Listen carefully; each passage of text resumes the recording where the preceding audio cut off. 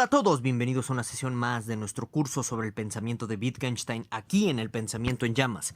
Y pues bueno, en esta ocasión vamos a revisar las nociones elementales o fundamentales de esto que se conoce como el tercer Wittgenstein, o en concreto pues de lo que dice Wittgenstein en uno de sus últimos textos conocido como Sobre la certeza, ¿de acuerdo?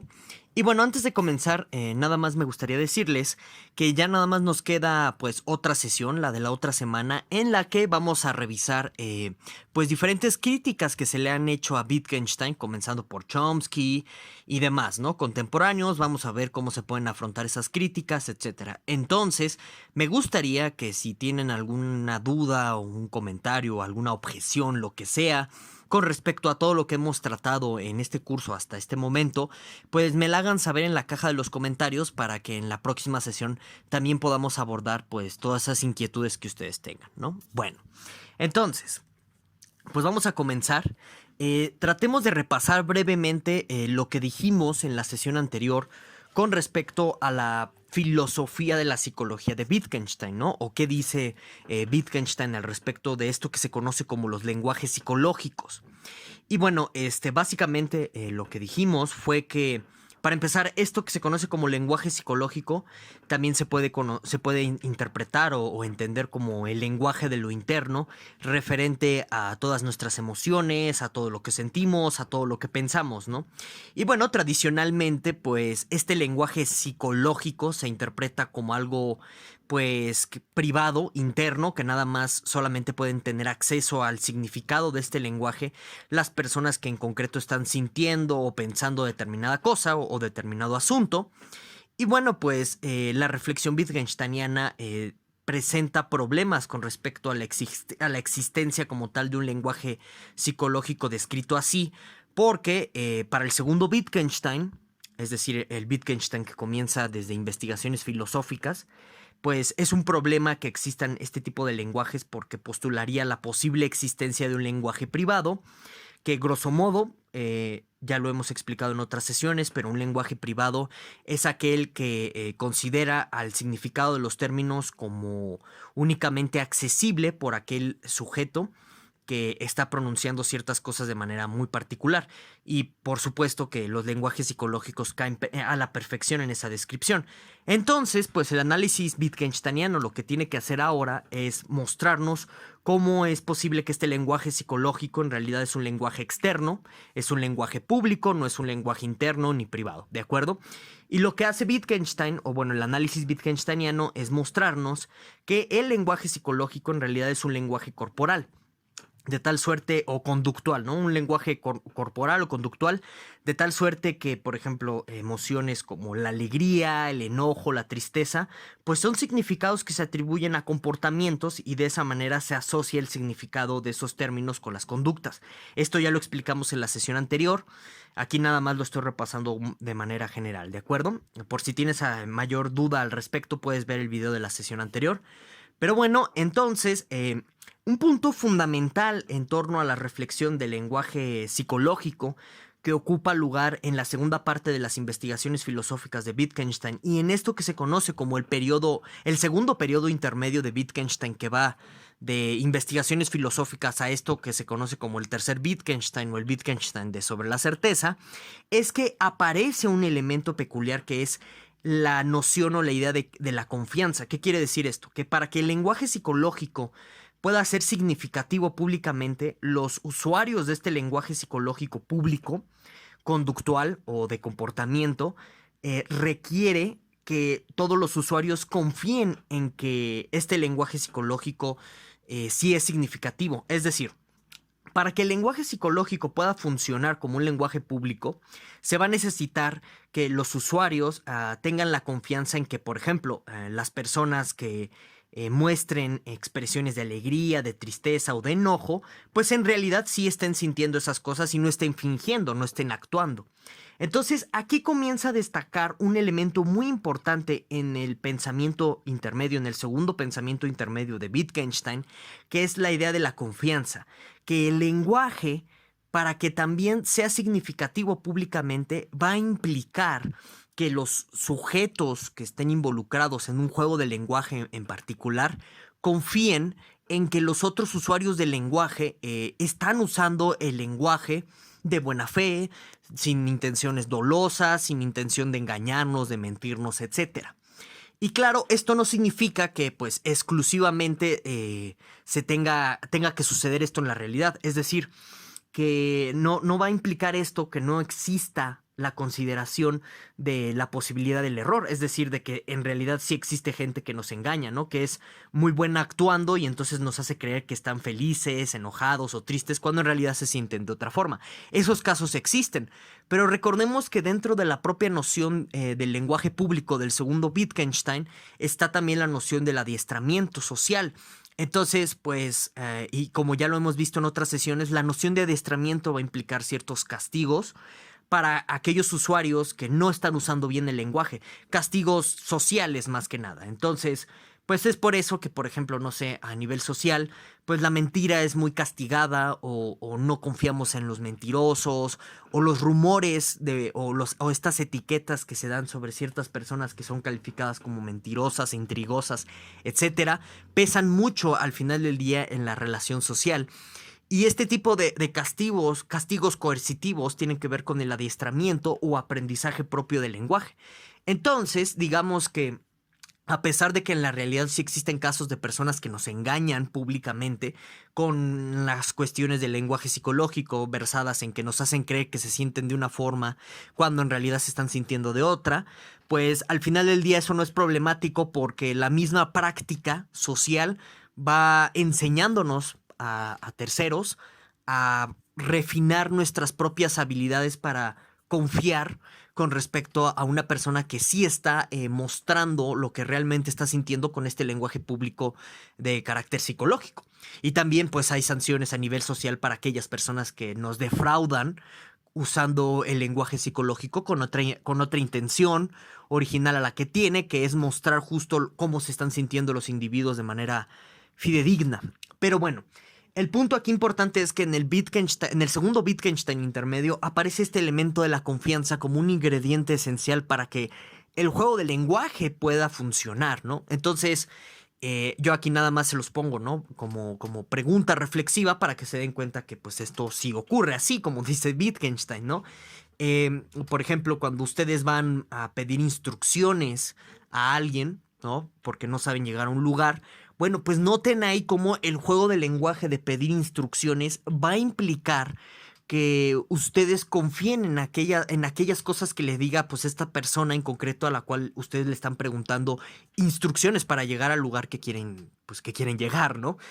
Y de tal suerte que ahí está el elemento de la confianza jugando un papel crucial para que el juego del lenguaje opere. En este caso, el juego del lenguaje de pedir instrucciones, ¿no? También el juego del lenguaje de saludar implica que haya confianza entre los usuarios del mismo lenguaje. Entonces, con esto, lo que les quiero dar a entender es cómo Wittgenstein, partiendo de la reflexión de los lenguajes psicológicos, comienza, y esto lo podemos ver de manera gradual a lo largo de este segundo periodo intermedio, que ya les dije qué textos abarca en la primera sesión de este curso. Podemos ver cómo gradualmente Wittgenstein extiende o empieza a descubrir este elemento de la confianza que se necesita tener o que necesitamos tener nosotros como usuarios de los juegos de lenguaje para que los juegos de lenguaje puedan funcionar. Entonces, este punto de partida es crucial entenderlo porque nos va a ayudar bastante para comprender qué está diciendo Wittgenstein sobre la certeza. Y también para entender esta noción, ¿no?, capital con la cual se está bautizando este texto, pues de los últimos que escribió Wittgenstein. Nada más les recuerdo brevemente que este texto de sobre la certeza que vamos a revisar ahorita lo escribió Wittgenstein en sus últimos meses de vida. Recordemos que Wittgenstein se muere de un cáncer prostático, el cual pues es diagnosticado, pero Wittgenstein no se quiere tratar y se deja morir, ¿no? Bueno, entonces ahí pueden ustedes reflexionar todo lo que quieran con respecto a esa decisión de Wittgenstein. Ahorita no es objeto de esta sesión, ¿no? Pero nada más se los digo ahí como un dato curioso. En fin, entonces tengan presente este elemento que descubre el segundo periodo de pensamiento intermedio de Wittgenstein, que es el elemento de la confianza, ¿sí? Que para usar un juego de lenguaje, todos los usuarios necesitamos confiar y como les digo, no hay un gran impedimento con esto de la confianza, porque los casos de fraude, de decepción, de error, de engaño lingüístico, etcétera, se van corrigiendo conforme a las prácticas de adiestramiento que implican una serie de castigos sociales, ¿de acuerdo? No es problemático. Pero bueno, entonces tengan eso presente. Ahora sí, ya entrando de lleno al tema de sobre la certeza, pues el tema crucial o capital o a partir del cual comienza a girar la reflexión de sobre la certeza es esto que se conoce como el escepticismo cartesiano. En el curso de epistemología ya explicamos de una manera bastante amplia y detallada qué es este escepticismo cartesiano. Aquí yo lo voy a explicar de manera muy general para poder avanzar, ¿de acuerdo? En la exposición. Digamos que, así grosso modo, en términos muy generales, el escepticismo cartesiano también se conoce como escepticismo sobre la existencia del mundo externo.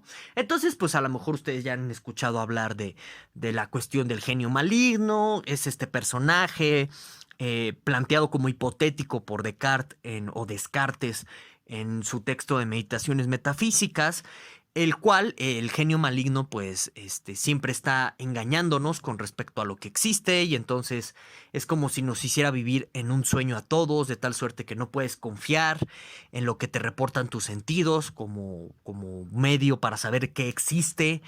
Tampoco puedes confiar en las verdades matemáticas, tampoco puedes confiar en un montón de cosas que va descartando poco a poco Descartes, ¿no? O Descartes en el texto de Meditaciones Metafísicas.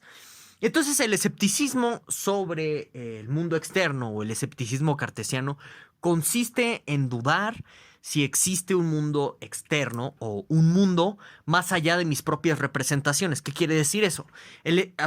Así en palabras más llanas y más simples, el escepticismo cartesiano lo que plantea es que solamente podemos tener certeza de que existen mis pensamientos, de que existen mis emociones, de que existo yo. Ahí viene la cuestión del cogito cartesiano, que ya explicamos en este video ya aludido de nuestro curso de epistemología. Entonces, nada más puedes tener certeza de eso, del mundo interno, de todas tus representaciones, de todo lo que estás sintiendo, pensando, etcétera, de tu propia existencia como un yo pensante, pero del mundo externo, es decir, de todo lo que no eres tú, las cosas que ves afuera, las sillas, las mesas, todo eso, también la cuestión de si existen otras personas, o sea, si realmente son personas que tienen voluntad propia, pensamientos propios y no autómatas, etcétera, todo eso se pone en duda. Eso, en grosso modo, consiste el escepticismo cartesiano o el escepticismo del mundo externo. Entonces, el punto de partida de sobre la certeza es este escepticismo cartesiano. Wittgenstein va a reflexionar sobre esto. Si es posible la existencia de un escéptico que duda de tal forma de todo lo que existe en el mundo externo, de tal suerte que puedas llegar a estas conclusiones escépticas. O a estas dudas escépticas tan generalizadas. De eso es el punto de atención de Wittgenstein en sobre la certeza, estas cuestiones del escepticismo cartesiano. Y a partir de aquí va a llegar a otras conclusiones interesantísimas sobre nuestros procesos de formación de creencias y el conocimiento en general. Bueno. También otro punto aquí a consideración que va a emplear Wittgenstein o que usa como un segundo abordaje al problema del escepticismo cartesiano es la respuesta de Moore que da al escepticismo cartesiano. Curiosamente, podríamos nosotros afirmar que lo que va a decir Wittgenstein aquí en Sobre la Certeza está bastante inspirado en la respuesta que da Moore al escéptico. Ahorita la vamos a revisar, la respuesta de Moore. Y en un sentido muy peculiar, según Norman Malcolm nos reporta, que les recuerdo que es uno de los aprendices más queridos y más cercanos de Wittgenstein, o bueno, fue, ya no vive. Entonces, según lo que nos reporta Norman Malcolm, en palabras del propio Wittgenstein, la respuesta que da Moore al escéptico es el mejor trabajo filosófico que haya hecho Moore en toda su vida, ¿no? Así a esa magnitud y a ese calibre le reconoce Wittgenstein la aportación que hace Moore al debate sobre el escepticismo cartesiano, ¿de acuerdo? Y esas son palabras mayores, y en especial para un personaje como Wittgenstein, que consideraba a todos como unos tontos, a todos sus profesores y compañeros en Cambridge, ¿no? Como unos tontos, como puro desatino, etcétera, ¿no? Entonces, son palabras mayores Y la verdad es que es interesante la respuesta de Moore, ahorita la vamos a ver. Y lo que hace Wittgenstein es inspirarse en la respuesta de Moore para formular la idea de las bisagras. Ahorita vamos a revisar también qué son las bisagras. Pero al final del día no es, o sea, aquí Wittgenstein no termina por asumir por completo la respuesta de Moore al escepticismo cartesiano. De hecho, la critica, pero le reconoce ciertos aspectos buenos o que sí están acertados en términos de la perspectiva de Wittgenstein, ¿de acuerdo? Entonces, vamos a ver esto de la respuesta de Moore al escéptico cartesiano. ¿En qué consiste? Bueno, pues simplemente pues llega este escéptico cartesiano y se pone a dudar sobre la existencia del mundo externo, que si todo es un sueño, etcétera, etcétera. Y lo que hace pues la respuesta de Moore es simplemente agitar las manos al escéptico, ¿no? Ah, pues agítale las manos al escéptico y ya con eso lo refutas. Y aquí puede ser difícil de entender lo que le está respondiendo Moore al escéptico cartesiano en un sentido como bastante dialéctico, ¿no? Es decir, si ustedes revisan como las propuestas tradicionales en la historia de la filosofía que se han tomado como respuestas o intentos de respuesta al reto del escepticismo cartesiano, pues esto ni siquiera contaría como una respuesta, ¿no? El agitar tus manos. Pero aquí Moore está apelando a algo muy importante. El agitar mis manos, con este acto, lo que le tratas de decir al escéptico cartesiano es que, bueno, aquí están mis manos, ¿no? Aquí yo tengo una mano, yo sé que existen mis manos, de tal suerte que esta creencia es tan popular y forma parte de nuestro sentido común que difícilmente, por el grado de efectividad que tiene en nuestra vida cotidiana el hecho de saber que existen nuestras manos, o sea, imagínate que de pronto esta creencia, o bueno, es este conocimiento, le dice Moore conocimiento, ahorita vemos si es o no un conocimiento, pero imagínense ustedes que este conocimiento de saber que existe en mis manos fallara. ¿Qué implicarían en nuestra práctica y en nuestra vida cotidiana? Pues que a lo mejor no podríamos agarrar cosas, porque no sé, si realmente no existieran nuestras manos a la hora de agarrar un libro, a la hora de agarrar un vaso de agua, lo que sea, pues se nos caería todo al suelo, ¿no? Entonces, en realidad, en la vida cotidiana, nuestro conocimiento, dice Moore, de saber que tenemos aquí en nuestras manos, de saber que existen nuestras manos, es una creencia de sentido común, pues sumamente exitosa. Y entonces, en este sentido, para que el escepticismo cartesiano tenga sentido, tiene que demostrarme el escéptico que mi conocimiento sobre la existencia de mis manos está profundamente errado, pero y no nada más me tendría que demostrar eso, sino que también me tendría que explicar por qué en la práctica sigue funcionando mi conocimiento o mi saber de que aquí existen mis manos. Y entonces ya el escéptico se comienza a retraer. Y aquí lo clásico que podría ser un escéptico cartesiano es decir, no, no, no, es que yo no estoy hablando del mundo cotidiano, sino que estoy planteando un escenario posible. Ah, bueno, y entonces la respuesta de Moore sobre agitar las manos la podemos entender de la siguiente forma. Tienes tú, escéptico cartesiano, que justificarme el cambio de contexto. O sea, ¿por qué tengo que tomar en cuenta un escenario tan volado de los pelos, tan descabellado, en donde ocurre lo que tú dices, ¿no? Que hay un genio maligno que me engaña. Si en la vida cotidiana es este contexto el cercano que yo tengo, es este mi contexto en donde yo me estoy moviendo y muy difícilmente es poco plausible que este contexto cotidiano se transforme en un escenario como el que tú estás planteando, escéptico. Esa es toda la respuesta que, si ustedes se dan cuenta, es profundamente compleja detrás del agitar las manos frente al escéptico, ¿no? Que está esbozando Moore como respuesta al escéptico cartesiano. Y entonces, aquí lo que admira Wittgenstein, o lo que le está reconociendo Wittgenstein a Moore, es la idea de la apelación a nuestro contexto cotidiano, de apelar a nuestras prácticas cotidianas con respecto a cómo están operando ciertos conocimientos como el yo sé que aquí existen mis manos o que estas son mis manos, que son conocimientos tan elementales que me permiten al final del día funcionar en mi vida cotidiana. Eso es algo que le está admirando y que le está reconociendo Wittgenstein a Moore en Sobre la certeza. Pero hay ciertos errores en la respuesta muriana al escéptico que Wittgenstein le va a criticar también en este texto de Sobre la certeza. Y entonces, para que podamos comprender los errores que comete Moore en términos de Wittgenstein, hay que analizar la gramática de nuestros términos epistémicos. Términos como sé, creo, dudo, etc. Entonces, como suele hacer Wittgenstein en sus análisis, comprendiendo los usos del lenguaje de estos términos de sé, creo, etc., vamos también a tratar de disolver el problema del escepticismo cartesiano, esta idea de dudar así de todo nuestro mundo externo, ¿de acuerdo? Vamos a ver cómo llegamos a esa disolución del escepticismo cartesiano, ¿de acuerdo? Bueno, entonces, la gramática del CX nos reporta cosas muy interesantes sobre qué es el conocimiento, fíjense. Para que nosotros podamos decir, dice Wittgenstein, yo sé que la luna está allá, o yo sé que el cielo es azul, o yo sé que mañana es miércoles, este tipo de cosas.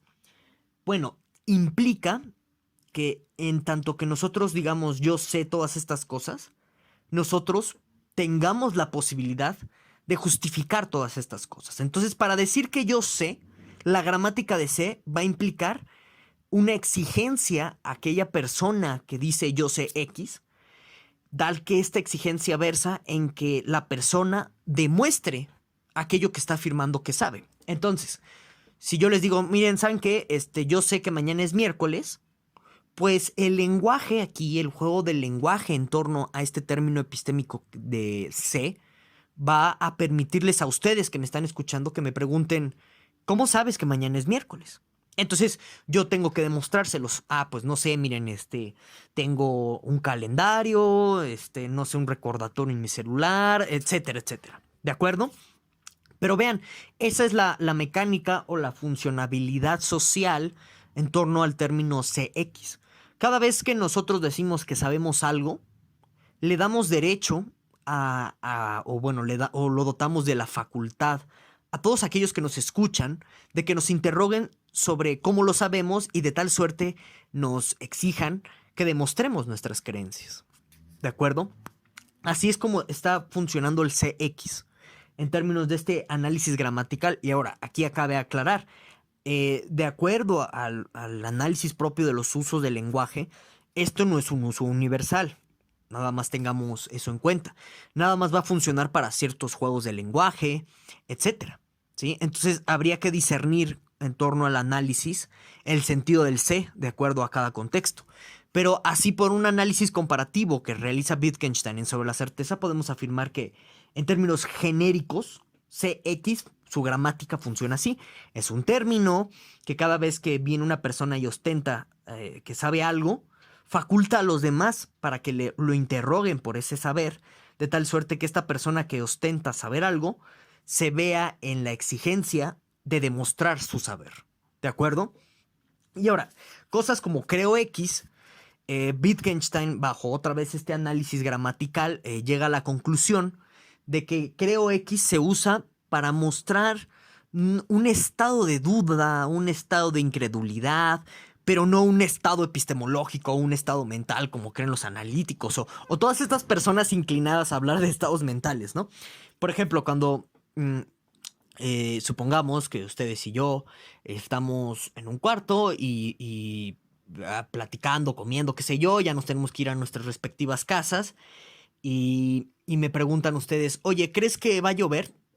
Y pues yo, como no tengo la certeza de que sí sea el caso o no, te pregunto, pues, y te digo, pues sí, a lo mejor sí, creo que sí va a llover.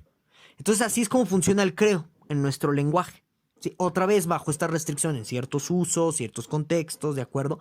Por ejemplo, en la iglesia, ¿no? Cuando está el cura dando el sermón y comienza, pues no sé, ciertas plegarias y los feligreses dicen yo creo, este tipo de cosas, pues no es para mostrar duda, ahí es otro uso particular de creo. Pero otra vez, en términos generalizados, podríamos decir, de acuerdo a este análisis gramatical wittgensteiniano, que el creo se usa así para mostrar un cierto estado de incredulidad, de duda, que tenemos, ¿de acuerdo?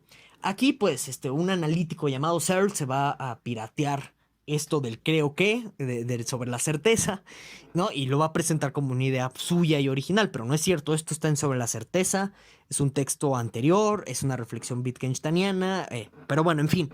Entonces, regresando al tema, estas gramáticas del CX y el creo que X nos muestran cuándo tiene sentido y cuándo no decir CX, creo que X. Entonces, por ejemplo, Moore dice que decir yo sé que estas son mis manos tiene sentido. Pero justo otra vez pensemos en la gramática, otra vez generalizada de sé que X, y cuestionémonos si yo les digo, yo sé que estas son mis manos, y otra vez siguiendo toda esta lógica de que cuando yo digo CX, me veo en la exigencia de demostrar mi saber frente a los que me estén escuchando, siempre y cuando estos me digan cómo lo sabes. Piensen o pónganse a pensar, si ustedes me preguntan, bueno, ¿y cómo sabes que son tus manos? ¿Qué tipo de respuestas yo podría dar? ¿Cómo podría demostrar que estas son mis manos? Entonces Wittgenstein le dice, es muy raro que diga Moore que sabe que estas son sus manos. En realidad lo que está pasando es que creencias como, proposiciones o enunciados u oraciones como estas son mis manos, no son conocimientos, no son susceptibles de ser justificados. ¿Por qué? No es porque no podamos o porque simplemente son extraños, sino porque en nuestra vida cotidiana este tipo de oraciones o de proposiciones como estas son mis manos tienen otro papel tanto en nuestro lenguaje como en nuestro sistema de creencias o a nivel epistemológico. Y este papel es la idea de que funcionan como una bisagra, como un elemento que no se pone en duda para realizar ciertas actividades, tanto prácticas sociales como actividades, tanto movimientos dentro del juego del lenguaje, ¿de acuerdo? Entonces, proposiciones como sé que X, proposiciones como estas son mis manos, ¿sí? Están fungiendo como bisagras dentro de ciertas actividades, como por ejemplo sostener un vaso, no sé, agarrar un libro. La idea o la proposición, estas son mis manos, es una bisagra que no se pone en duda para que mis actividades tengan sentido y para que yo las pueda desempeñar en la práctica. Y ahorita vamos a profundizar con mayor detalle esta idea de la bisagra, ¿de acuerdo? Antes que nada, quedémonos con eso. O sea, ya Wittgenstein en este punto de la exposición de sobre la certeza le está diciendo a Moore, es incorrecto o es un error decir que sabes que estas son tus manos, porque sé que son tus manos es una certeza, una bisagra con la cual tú estás operando en tu vida cotidiana, en la práctica, de tal suerte que no la tienes que poner en duda para que tengan sentido tus propias actividades, ¿de acuerdo? Y entonces aquí es cuando se mete la idea de la confianza, ¿sí? De confiar en el juego del lenguaje y en los usuarios. Esta idea que se venía desarrollando en el segundo periodo intermedio de Wittgenstein, que les acabo de detallar en minutos atrás, aquí adquiere este papel de certeza, que es un giro semántico muy interesante. No es lo mismo confiar que tener certeza. Ahorita vamos a ello. Pero bueno, entonces Wittgenstein comienza a analizar que justo para que nuestras dudas cotidianas tengan sentido, nuestras preguntas como, oye, ¿lloverá? ¿Cuál será el nombre de esa persona?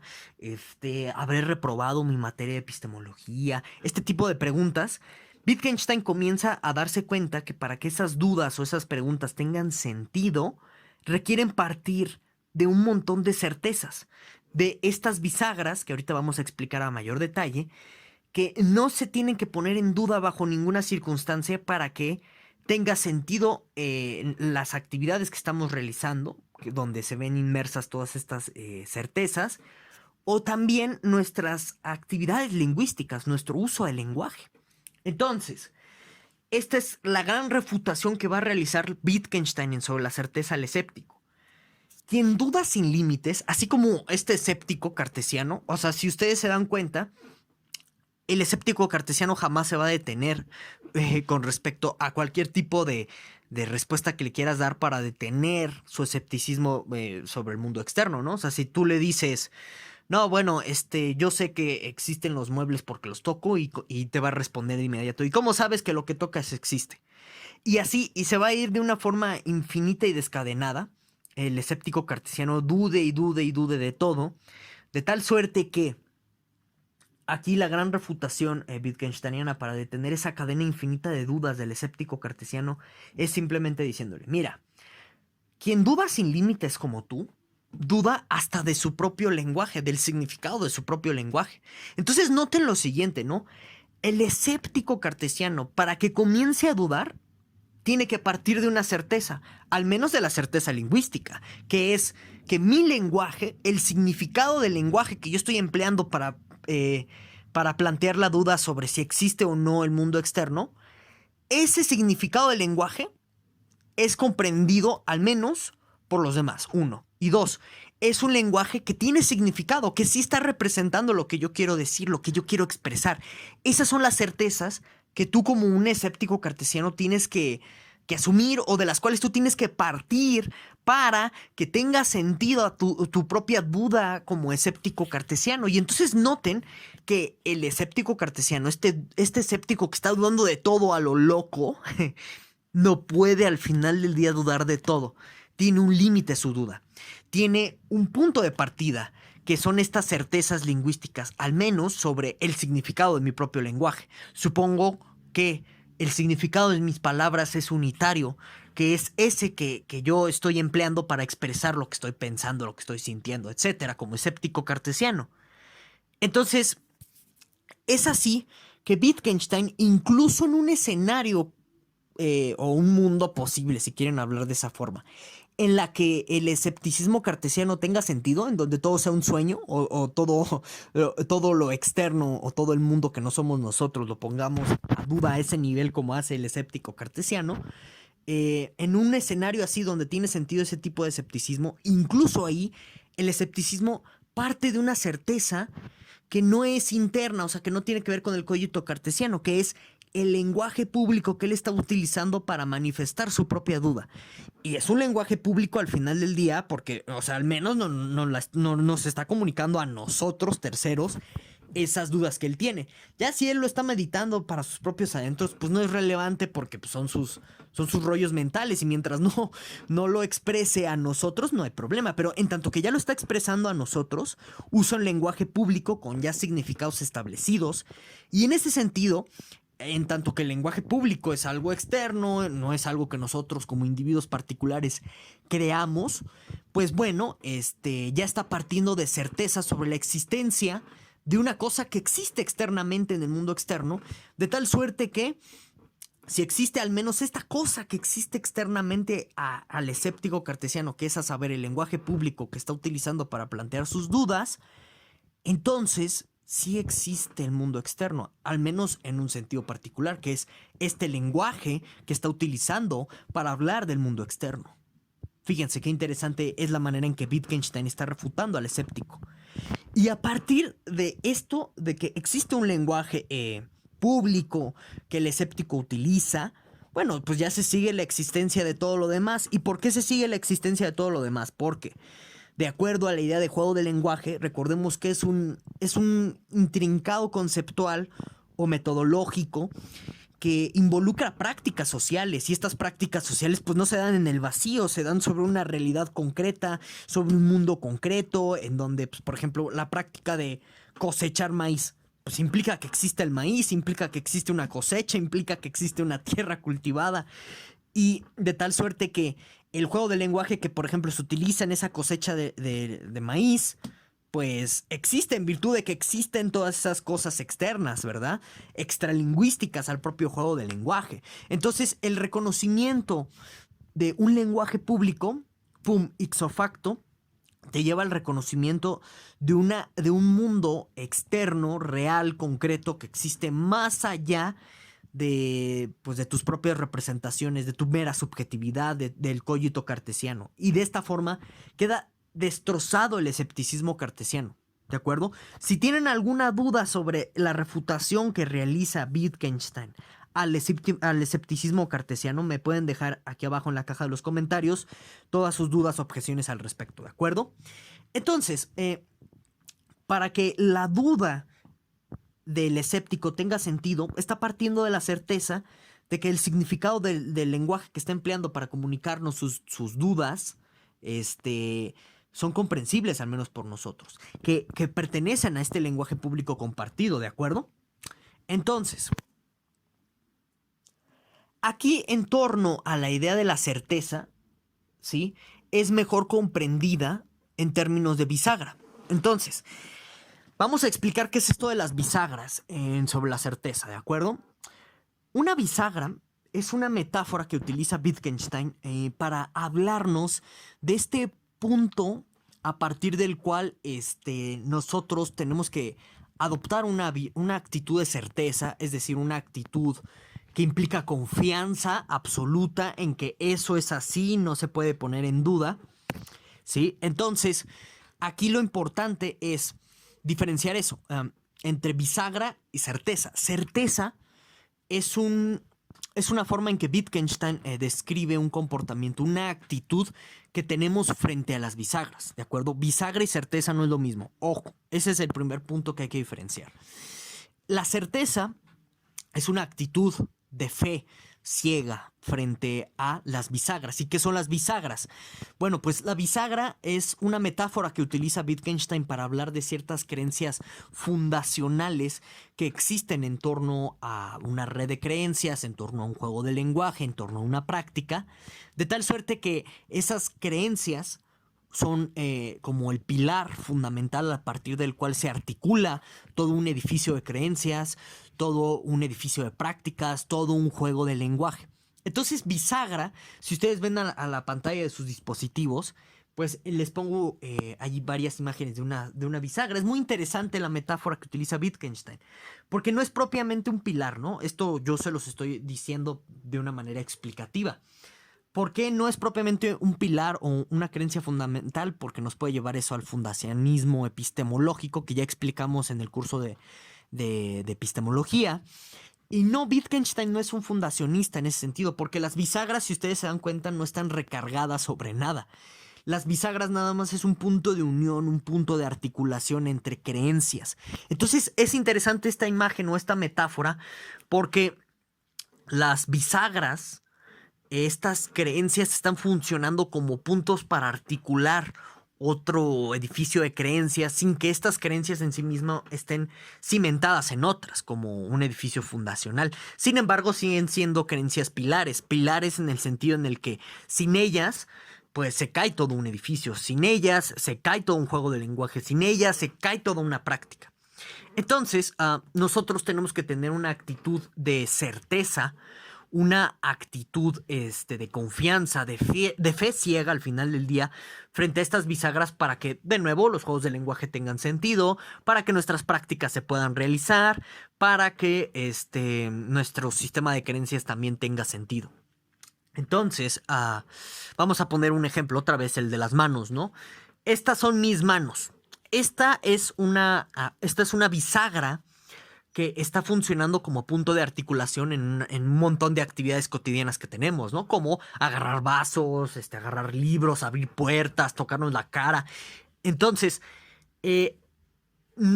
nunca se tiene que poner en duda esta creencia o bueno, esta proposición o esta oración de si estas son mis manos, porque si se ponen en duda, comienza a mostrarse incoherente un montón de actividades, incluso la propia práctica se puede llegar a frenar de momento. Entonces, en nuestra vida cotidiana, en nuestra práctica cotidiana, las bisagras están ahí presentes articulando nuestras prácticas, ¿de acuerdo? Y nosotros tenemos una actitud de certeza frente a estas son mis manos, porque jamás las ponemos en duda, jamás ponemos en duda esa creencia o esa proposición de si estas son o no mis manos, ¿de acuerdo? Entonces, ahora, algo muy importante que hay que mencionar aquí. Curiosamente, en torno a la cuestión de bisagra, regresa el elemento de lo indecible en Wittgenstein. Este elemento ya lo hemos explicado de una manera bastante extensa en las sesiones correspondientes al Tractatus. Con la idea del lenguaje público, queda de manifiesto que no queda ya nada indecible, nada que esté más allá de los límites del lenguaje, de tal suerte que el lenguaje no pueda abarcar o que el lenguaje no pueda pues traerlo a consideración dentro de las prácticas o de los juegos, ¿de acuerdo? Pero con las bisagras sucede algo muy particular. Las bisagras sí son indecibles y en realidad no tienen una forma determinada y no podríamos nosotros crear una lista de nuestras bisagras porque en el momento en que nosotros, por ejemplo, en el caso de la proposición o de la oración, estas son mis manos. En el momento en el que nosotros hacemos ese acto de traducir al lenguaje lo que creemos que son bisagras, lo que está de fondo, lo que terminamos por hacer es incluirla dentro de un juego de lenguaje en donde, pues, sí podríamos dudar o donde dejan de tener un papel fundacional de bisagra o un papel o una cuestión en donde nosotros ya no podremos tener la misma certeza una vez que que lingüistizamos o que volvemos lenguaje a las bisagras. ¿Y por qué no podemos hacer eso? Porque a la hora en que nosotros volvemos lenguaje a las bisagras, lo que estamos haciendo al final del día es volver a las bisagras como si fuera otra oración más del lenguaje, siendo que no son eso, ¿sí? Siendo que son los pilares detrás del lenguaje mismo, ¿de acuerdo? Entonces aquí notamos otra vez la idea de lo indecible, la idea del límite del lenguaje. O sea, al final del día, pues justo por eso Wittgenstein mismo utiliza la metáfora de bisagra. No podemos hablar directamente de qué son las bisagras o cuando estamos frente a una proposición o una creencia bisagra, porque a la hora en que nosotros hablemos de todo eso, ¡pum!, las metemos a los juegos de lenguaje, ya les quitamos su papel de bisagra y justo para que nosotros podamos meterlas dentro, por ejemplo, a la bisagra, estas son mis manos, justo para que nosotros la podamos meter al juego de lenguaje, se va a ir al fondo del juego de lenguaje otra bisagra. Y en realidad no alcanzamos la bisagra. No sé si esto me esté dando a entender a la perfección o bien. Si tienes alguna duda también me lo puedes preguntar aquí abajo en la caja de los comentarios. Entonces tenemos un regreso de lo indecible aquí. Las bisagras son indecibles, no podemos enunciarlas, no podemos describirlas. A lo mucho las podemos como semidetectar, ¿sí? Por ciertas conductas que tenemos, por cierto funcionamiento u operabilidad del lenguaje, pero hasta ahí. Como les digo, a la hora en que ustedes traten de decir cuáles son las bisagras de nuestro juego de lenguaje o de nuestras actividades o prácticas, se te van a ir al fondo las verdaderas bisagras, ¿sí? Y nunca vas a llegar a la bisagra original, ¿de acuerdo? Bueno, entonces, la idea de la bisagra también va encaminada a otras dos nociones muy importantes dentro de sobre la certeza para explicar cómo están funcionando nuestro comportamiento, nuestra actitud de certeza. De la idea de la bisagra va encaminada la idea de visión del mundo presente en sobre la certeza. La visión del mundo es básicamente, está inmersa o está embarrada en el interior de la forma de vida, esta noción que ya hemos explicado en otras sesiones anteriores, en donde forma de vida tiene que ver con cultura, así, ¿no? Traducido de una forma muy, muy llana. Pero en realidad también no es exclusivamente cultura, también implica un montón de cosas más como instituciones, sistemas de gobierno, sistemas normativos y demás, ¿de acuerdo? Y justo en forma de vida está la idea de visión del mundo. ¿Qué es visión del mundo? Bueno, pues sobre la certeza. Lo podríamos entender como esto que peculiarmente se suele entender como cosmovisión.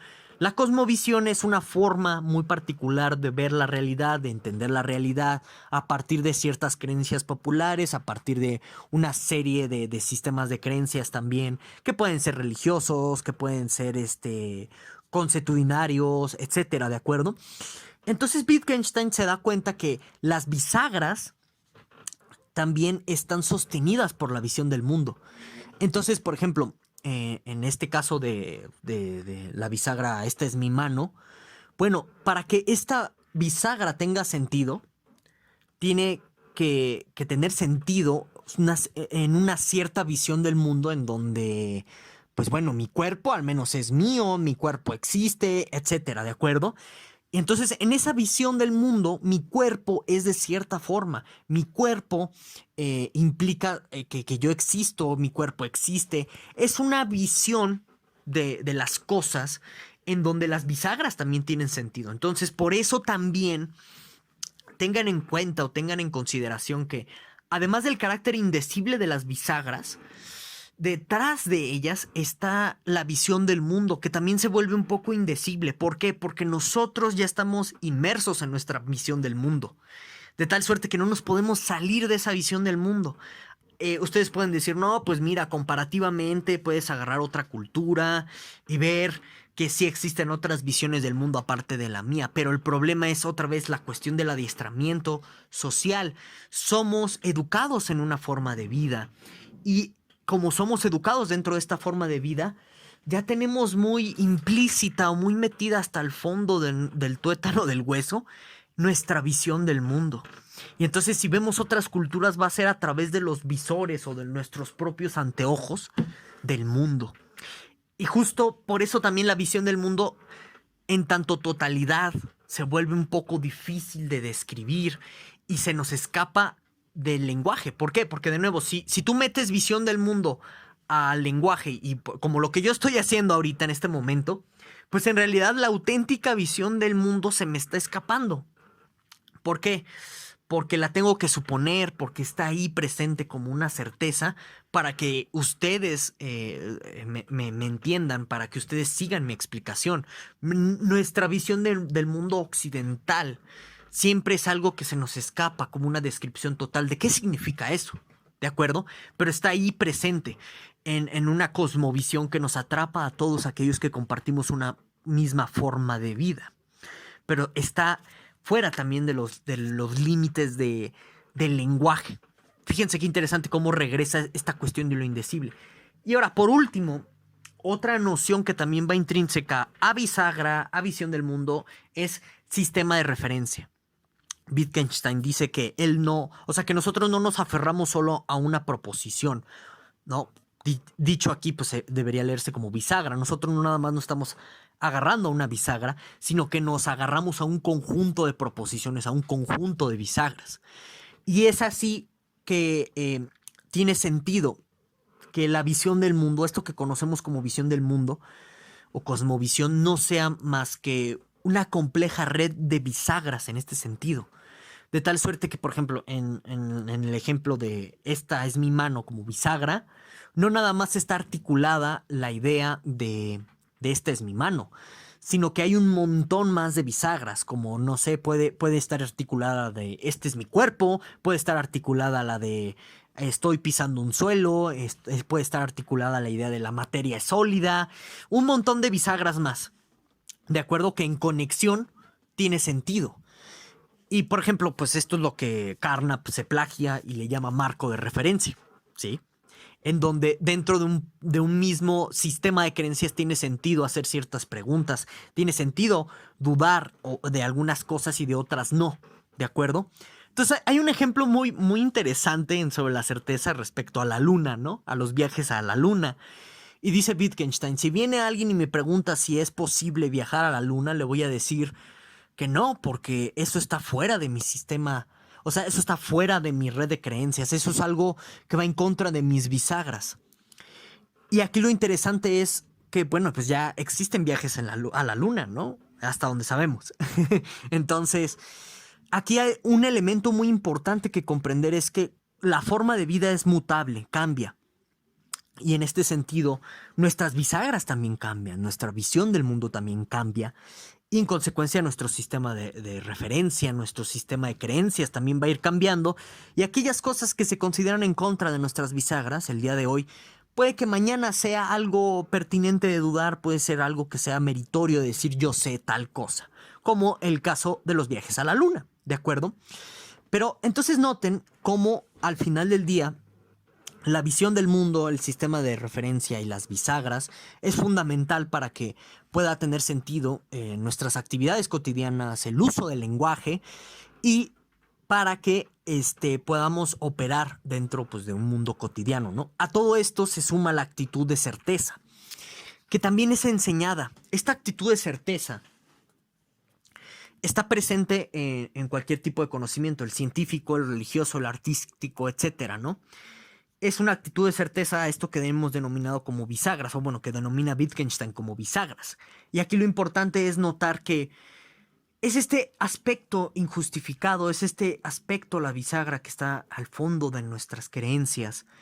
Y la actitud de bisagra, la actitud de certeza, perdonen, por muchos podría ser considerada como dogmática. Y sí, nosotros tenemos que ser dogmáticos para adoptar ciertas cuestiones de conocimiento.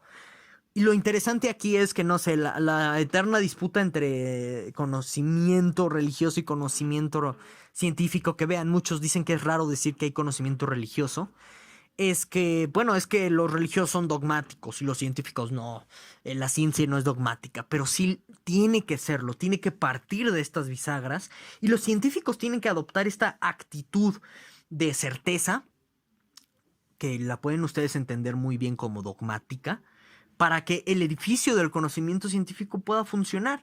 Y de igual forma, para que el edificio del conocimiento, vamos a dejarlo entre comillas, para que no se me molesten, del edificio religioso pueda funcionar, pues tiene que partir de bisagras y tiene que tener esta actitud de certeza dogmática.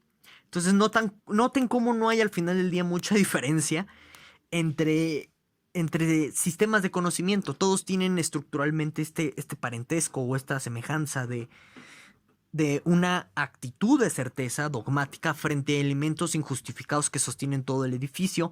A saber, estos elementos serían las bisagras, ¿de acuerdo? Ahora, aquí lo que vale la pena cuestionarse, y ya lo dejo como reflexión para cerrar esta sesión, es si esto representaría el fin de la epistemología. Algunos Wittgensteinianos, como yo, considero que sí, porque, por ejemplo, si han visto el curso de filosofía de epistemología, ahí explicamos cómo, pues en un gran sentido importante, la epistemología es normativa. Nos dice qué conocimientos son válidos, ¿no? O cómo debemos considerar a un conocimiento como válido. Y entonces, aquí, si se dan cuenta, ya no hay atisbo alguno de normatismo en lo que está tratando de describir Wittgenstein. Incluso no tiene sentido que te hagas preguntas como ¿qué es el conocimiento en un sentido normativo clásico de la epistemología en la filosofía?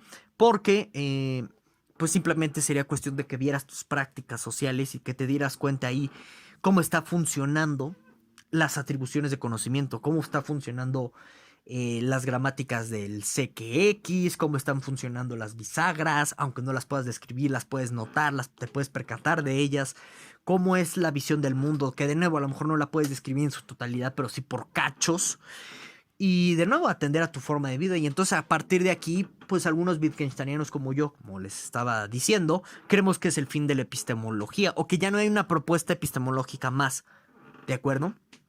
Entonces, y ya para cerrar la sesión de hoy, pues les recomiendo este librito de Annalisa Coliba, Moore and Wittgenstein, Asceticism, Certain and Common Sense. Muy bueno para profundizar en el texto de Sobre la Certeza y por si tienen alguna duda mayor. Y bueno, sin más, pues eso sería todo por hoy. No olviden dejarme en la caja de los comentarios todas sus dudas, preocupaciones y angustias con respecto a todo lo que acabamos de decir. Y sin más, nos vemos hasta nuestra próxima sesión sobre nuestro curso del pensamiento de Wittgenstein. Hasta pronto.